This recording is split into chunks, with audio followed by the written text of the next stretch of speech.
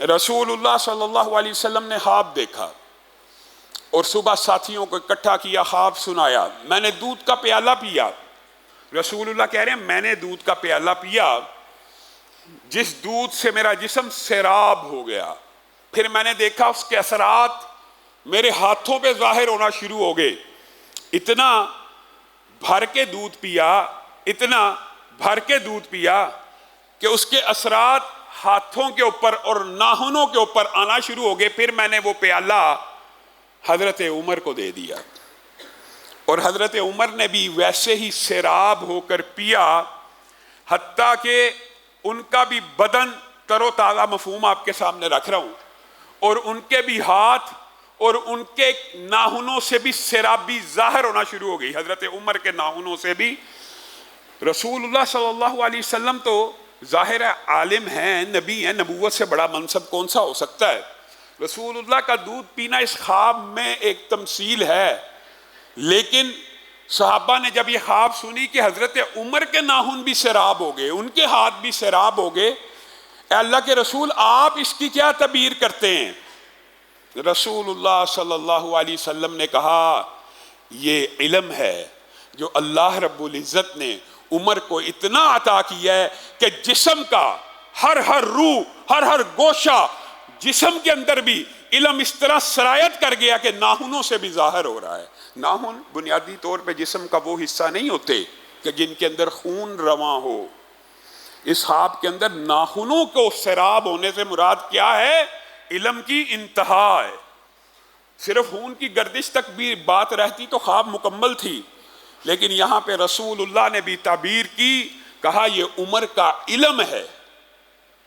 تکمیل ایمان کی بشارت، علم عمر کی بشارت، پھر اسی پر بس ہے۔ ایک دن اور خواب دیکھی اور صحابہ کو آ کے سنانے لگے آج میں نے خواب میں دیکھا ہے کچھ لوگوں کی قمیضیں پیٹ تک ہیں، کچھ کی اس سے بھی اوپر ہیں، کچھ کی کچھ نیچے ہیں۔ میں دیکھتا ہوں عمر آتے ہیں، ان کی قمیض اتنی لمبی ہے کہ زمین پہ گھسٹتی چلی جا رہی ہے۔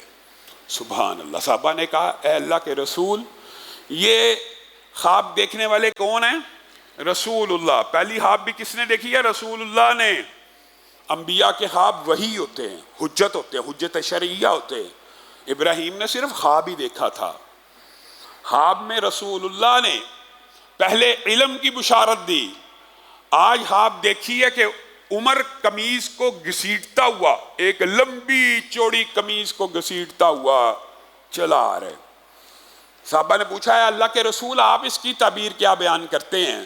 کہا کسی کا دین پیٹ تک ہے، کسی کا دین ٹخنوں تک ہے، کسی کا دین گھٹنوں تک ہے۔ مراد یہ ہے کہ دین میں کمی بیشی اور ایمان کے اندر کمی بیشی، یہ اہل سنت کا عقیدہ۔ ایمان بڑھتا بھی ہے، ایمان گھٹتا بھی ہے، لیکن عمر کا دین اس قدر زیادہ ہے کہ جس قدر میں نے خواب میں اس کی قمیض کی لمبائی دیکھی ہے۔